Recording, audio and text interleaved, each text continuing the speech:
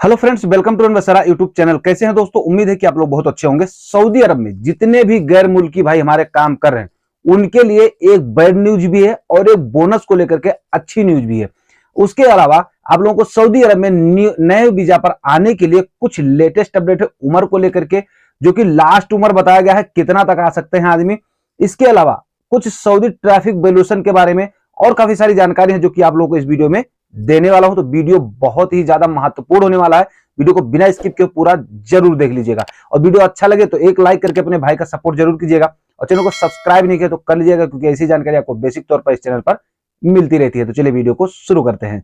सबसे पहली अपडेट दोस्तों, यहां पर मैं उन लोगों को बताना चाहूंगा जो लोग सऊदी अरब में किसी भी प्रकार का मोबाइल या फिर लैपटॉप या कोई चीज किस्त पे लेते थे और छुट्टी चले गए, नहीं आते थे, या फिर यहां पर किसी भी तरीके का चाहे गाड़ी का वैल्यूएशन हो, कोई स्पीड कैमरा का मुखालफा हो, किसी प्रकार का अगर आपके पास जुर्माना है तो अब आप छुट्टी चले तो जाओगे, लेकिन उस पैसे को आपको अपने देश से पेड करना होगा। अब आप सोच रहे होंगे ये कैसे? यहां पर आप स्क्रीनशॉट देख सकते हैं। इसमें बताया गया है कि खाड़ी देशों में काम कर रहे लोगों के लिए जो लोग जिन लोगों के ऊपर किसी भी प्रकार का वैल्यूएशन है उन लोगों को अब अपने देश से पेड करना होगा, यानी कि वो जो पैसा है उसको उनके देश पे ट्रांसफर कर दिया जाएगा, उनको वहां से उस पैसे को पेड करना होगा। तो जाहिर सी बात है कि अगर किसी भी प्रकार का वैल्यूएशन होगा यहां से और आप छुट्टी गए हो या फाइनल एग्जिट तो पहले इस बार लगेगा नहीं, लेकिन अगर आप छुट्टी गए हो तो भैया वहां जाने के बाद में भी अगर आप नहीं आते तो आपके नाम पर ट्रांसफर कर दिया जाएगा, आपको वो पैसा वहां से भरना पड़ेगा। उसके बाद में दोस्तों यहां पर एक फोटो आपको दिखा दूं, देख सकते हैं आप लोगों ने, काफी सारे लोगों ने ये रोड देखा होगा, खासतौर से रेड पट्टी वाला। ये बस के लिए बनाया गया है, जो कि मेट्रो के लिए जो बस चलेंगी उनके लिए।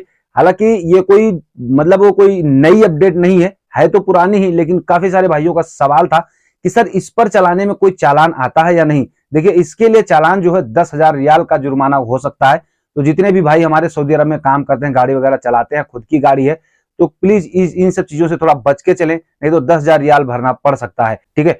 इसके अलावा दोस्तों अब आप लोगों को एक बात मैं और बताना चाहूंगा, यहां पर उम्र को लेकर के, यानी सऊदी अरब आने के लिए न्यू वीजा पर कुछ अपडेट दी गई हैं। तो किसी ने सवाल किया था यहां पर जवाजात से, आप यहां पर स्क्रीनशॉट देखते रहिएगा। देखिए, जितनी बातें मैं आप लोगों को बताऊंगा उतनी बातें पूरे प्रूफ के साथ में बताऊंगा। कोई ऐसा काम नहीं है जो कि आपका विश्वास टूटे या फिर आपके साथ धोखा हो। ठीक है।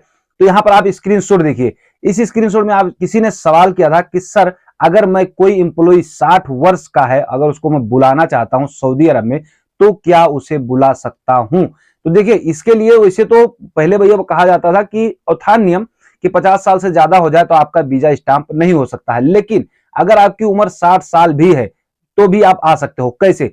जिस स्पॉन्सर के पास आप थे, यहां से सऊदी अरब में रह करके गए थे, या फिर नहीं भी आए थे, न्यू वीजा पे ही आना चाहते हो, और यहां पर जो आदमी आपको बुलाना चाहता है वो यहां से एक नोटरी बनवा करके एम्बेसी से वहां पर भेज देगा, तो आपका वीजा भी स्टाम्प हो जाएगा और नॉर्मल तरीके से आप सऊदी अरब में आ सकोगे, चाहे आपकी उम्र 50 साल हो चाहे 60 साल हो।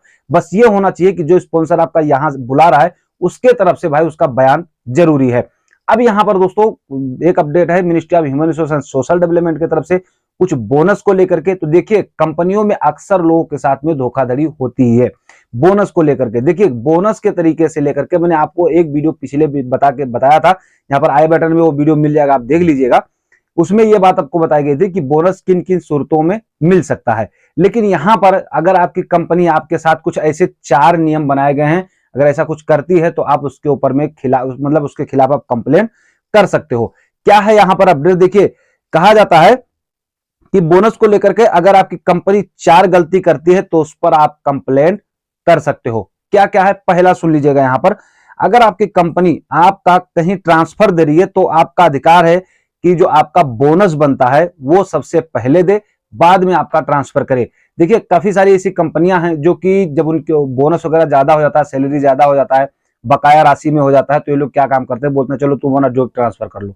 तो अब जब तक वो बकाया राशि है आपको देंगे नहीं तब तक आपका पेमेंट, यानी बोनस जब तक देंगे नहीं तब तक आपका जॉब ट्रांसफर नहीं कर सकते हैं। अगर ऐसा कुछ करते हैं तो इन पर आप डायरेक्ट कंप्लेंट कीजिए, डरिए मत।